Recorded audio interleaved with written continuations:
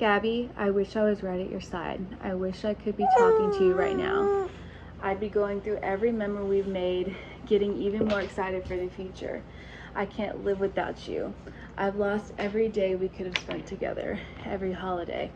I'll never get to play with something again. Never go hiking with TJ. I loved you more than anything. I can't bear to look at our photos, to recall great times, because it is why I cannot go on. When I close my eyes, I will think of loving or laying on the roof of the van, falling asleep to the sight of meteor showers at the Crystal Geyser. I will always love you. If you were reading Gabby's journal, looking at the photos from our life together, flipping through old cards, you wouldn't want to live a day without her. Knowing that every day you'll wake up without her, you wouldn't want to wake up.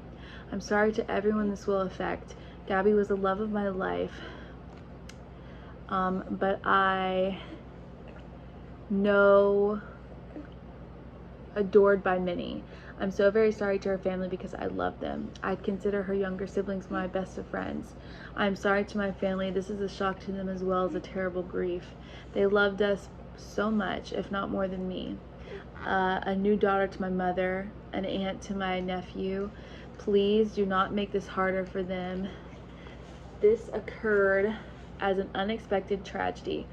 Rushing back to our car, trying to cross the streams of Spread Creek before it got too dark to see, too cold.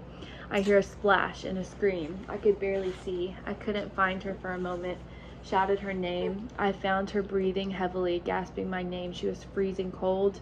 We had just come from the blazing hot national parks in Utah. The temperature had dropped to freezing and she was soaking wet. I carried her as far as I could down the stream towards the car, stumbling, exhausted and shocked. When my knees buckled and knew I couldn't safely carry her, I started a fire and spooned her as close to the heat. She was so thin, had already been freezing too long. I couldn't at that time realize that I should have started a fire first, but I wanted her out of the cold back to the car. From where I started the fire, I had no idea how far the car might be. Only knew it was across the creek. When I pulled Gabby out of the water, she couldn't tell me what hurt.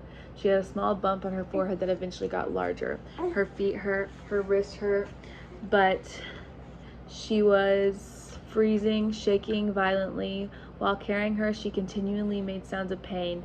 Laying next to her, she said little lapsing between violent shakes, gasping in pain, begging for an end to her pain.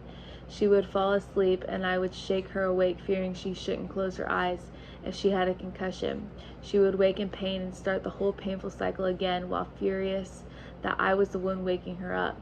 She wouldn't let me try to cross the creek. Thought, like me, that this fire would go out in her sleep and she'd freeze. I don't know the extent of Gabby's injuries, only that she was in extreme pain. I ended her life. I thought it was merciful. That is what she wanted, but I see now all the mistakes I made. I panicked, I was in shock, but from the moment I decided took away her pain, I knew I couldn't go on without her. I rushed home and spent any time I had left with my family. I wanted to drive north and let James or TJ kill me, but I wouldn't want them to spend time in jail over my mistake, even though I'm sure they would have liked to. I am ending my life not because of fear of punishment, but rather because I can't stand to live another day without her. I've lost out whole future together, every moment we could have cherished. I'm sorry for everyone's loss. Please do not make life harder for my family. They lost a son and a daughter, the most wonderful girl in the world.